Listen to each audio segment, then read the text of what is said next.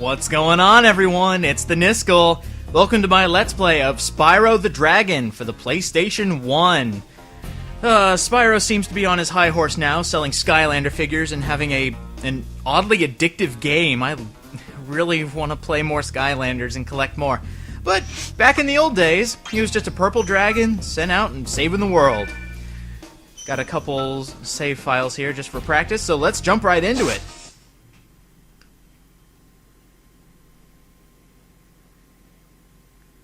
In the world of dragons. Okay, rolling.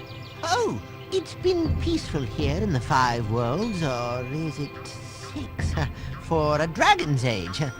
We now have 12,000 treasure, or is it 14,000?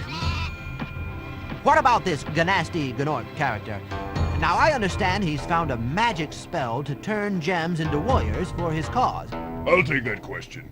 Nasty Gnorc is a simple creature. Simple!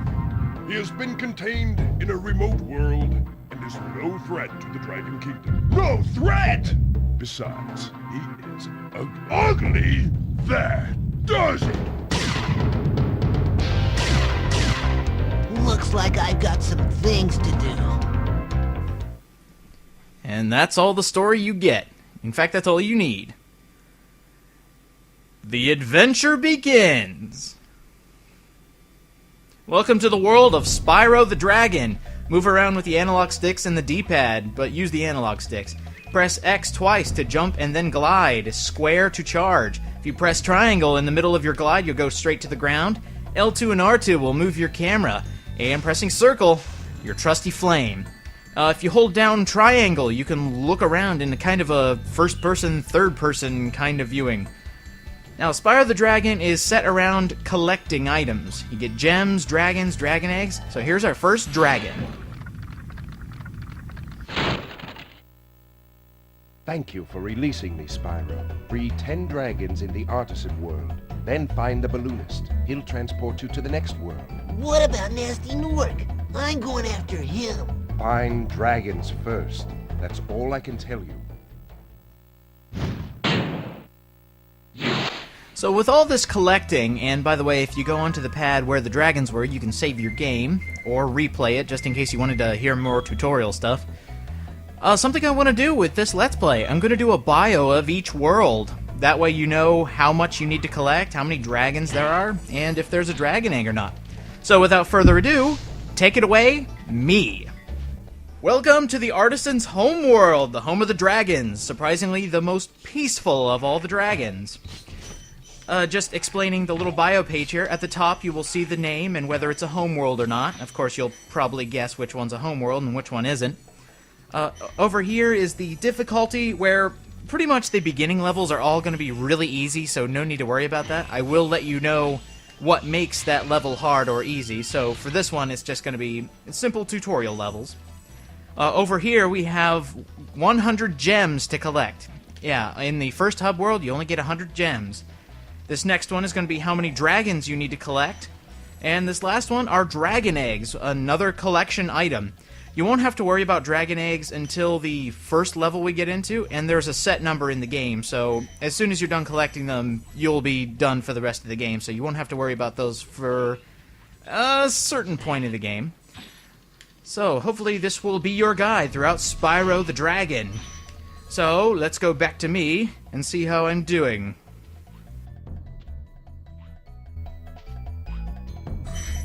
Always did love the Spyro the Dragon games, and for a PS1 game, this looks really good. In fact, it even won awards for how good it looked. Hey, Spyro! Press the jump button twice to glide, and don't be afraid. Afraid? Of what? Falling from high mountain peaks, plummeting into prehistoric glaciers? Oh, that.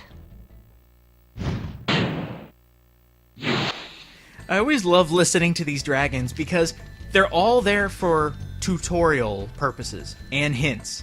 Like if you're ever stuck on this really easy and short game, you just listen to the dragons and they'll tell you where to go. It's kind of funny, especially since I'm going to be explaining everything here. So, If you want to listen just to, you know, kind of make fun of the voices, because I certainly will be, because some of these voices are really funny. Not that they're, like, god-awful terrible like a bunch of earlier games, but they are pretty funny. To explain our little dragonfly friend here, all dragons, apparently, in this world, have not a pet dragonfly, but a companion dragonfly, which represents, in this case, Spyro's health. If he's gold, that means you haven't taken any hits. If you get hit once, he'll turn blue. If you get hit twice, he will turn green. Get hit 3 times, Sparks, the dragonfly will disappear. And one more hit, you're dead. I don't know about you guys, but those Skylander figures are really, really addicting. I mean, it's still a collectathon in real life, but it's still a lot of fun.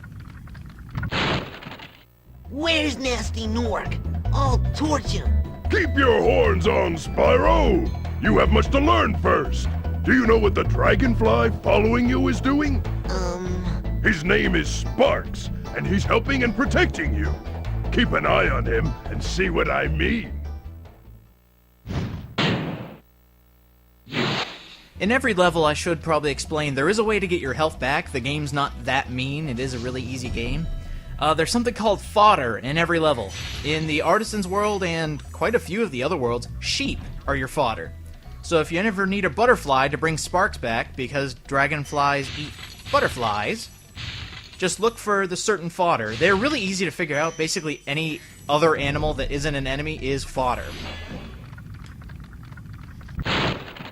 Cool Flash, do that again. The Artisan's boss is through a portal in the Dragon Mouth, but you are not yet ready, Spyro.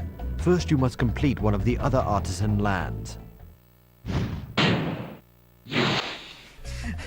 I love the dragons that are just there for tutorials. It's like, through here is the boss of the Artisans world. You need to defeat one other world before you can get in here. And then, of course, the first guy we freed, who, look, doing some research, apparently he's the ruler of the Artisans homeworld. Like, he's the big dragon everyone looks up to. And he says, if you want to move on to the next world, find 10 dragons. And there you go. Oh, and that's all I can tell you. And this guy says I need to prove my worth by collecting those 10 dragons. So you know what? I'm no little shrimp dragon. Let's go tackle the first level. Right over here. Stone Hill. Let's go.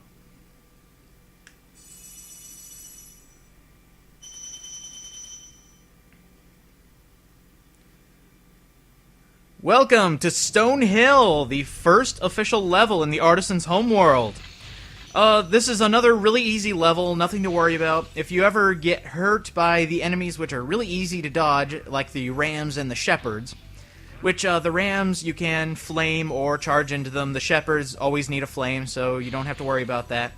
We're looking at 200 gems here, so a bit more than the Artisan's homeworld, but still not too much as later levels. You're going to be looking for 4 dragons, and this is the introduction of the Thief and the Dragon Egg. We're going to be getting our first Dragon Egg. What do? Not much. They're just here for more collection. Alright, one more here, and something that happened in the first bio that I couldn't get over. Anytime you see one of those guys, break him open and you get an extra life, which is always really cool. After you freed all the dragons, pass through this fancy vortex thingamajigger. It'll take you back to the artisan home. But first, let me tell you a story. No thanks. See ya. I remember back in my day, I used to go home all the time. A little special secret down here. You're gonna wanna have to attempt to kill yourself to find even more treasure and a key. What does the key do? It opens a chest. And what's in the chest? Even more treasure! Yeah, you want to, basically, if you're going for the 100% run like I am, you're going to want to scale every single inch of every level to find a missing gem. Because it's really disheartening to go all the way through a level and then missing one red gem. Which I should probably go over as soon as we free this dragon dude here. And open the chest, and I love this. Everything explodes. As soon as you open a chest, it just explodes. I love that shit. Watch the dragonfly, Spyro. His color indicates his power. When he eats butterflies, he stays strong. Like me. Sure. Another tutorial dragon explaining what I already did. Anyway, gem amounts. The red ones are 1, greens are 2, 5s are the blue ones, 10s are the gold ones, and a whopping 25 for the pink ones. I always love getting those because that means I'm even closer to finishing up the level for 100%. Where's that? Do you guys hear that? I won't worry about it now, but I actually want to come over here and finish this because this is an empty room where I won't have to go again.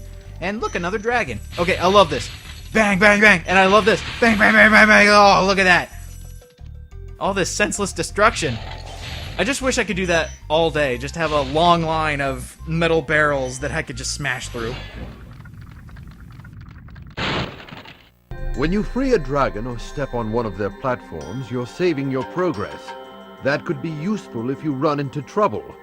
Not that you ever run into trouble, Spyro. What he actually mentions there is a little bit wrong.